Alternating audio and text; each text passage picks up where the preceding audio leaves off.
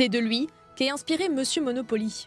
Et pour cause, Otto Hermann Kahn était un roi des affaires.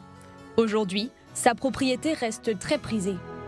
Tout commence en 1914. Otto Kahn est un riche banquier new-yorkais, mais il est exclu des clubs mondains. La raison, sa judéité. Il y avait de l'antisémitisme, mais c'est plutôt modéré comparé à de nombreux pays. C'est un antisémitisme qui n'affectait pas le statut civil ou politique des Juifs. Comme l'explique cette historienne, aux États-Unis, les Juifs étaient surtout victimes d'un antisémitisme dit social. Des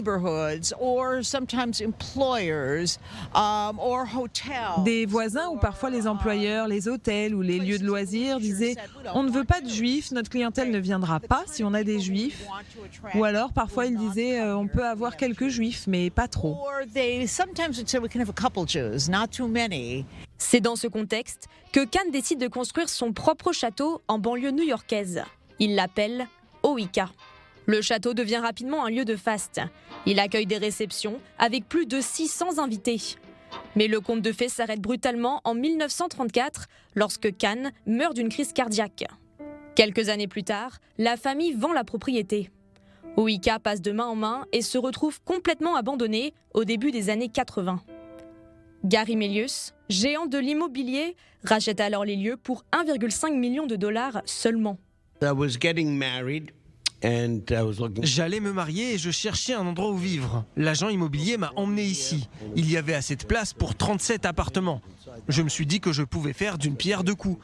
Vivre dans un bel endroit avec ma femme et mettre sur pied un projet immobilier pour gagner de l'argent.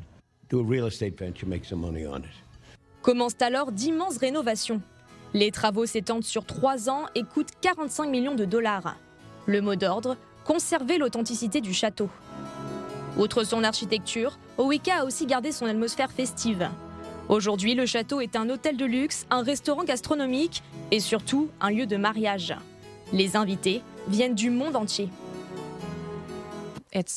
C'est tout à côté de Manhattan et pourtant c'est une toute autre ambiance. C'est comme si vous étiez à la campagne ou parfois même dans un autre pays. Gary, lui, vit toujours sur place. Et en bon maître de maison, il accueille chaque invité. Bonjour, comment allez-vous? C'est chez moi. Habiter à Oika, c'est un mode de vie, comme dit Gary.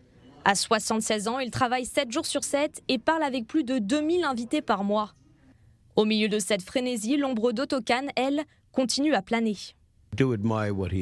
J'admire ce qu'il a accompli ici, particulièrement le fait qu'il ait réussi à dépasser cet antisémitisme.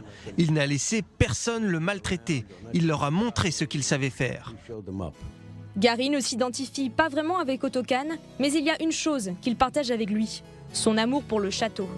Gary est catégorique, il ne vendra jamais Oika.